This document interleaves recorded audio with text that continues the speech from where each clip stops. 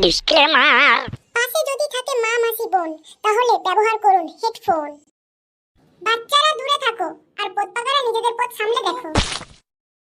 কেউ গায়ে মাখবেন না বাবা।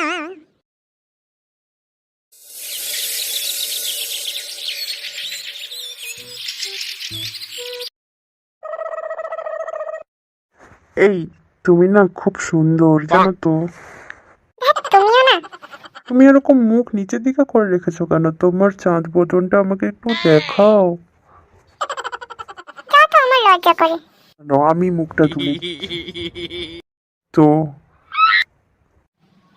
আচ্ছা তুমি আমার কি দেখে আমাকে পছন্দ করেছো গো?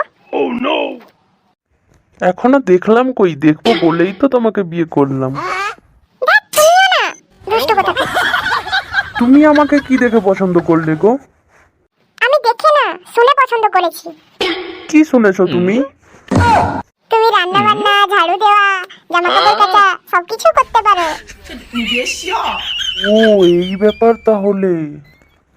আমি আরো একটা কাজ খুব ভালো করতে পারি, শোনোনি? ওই কি কাজ গো? এইগুলো ছাড়া তো আর কিছু বলেনি। আর তাহলে শুনতে হবে না, দেখাচ্ছি চলো।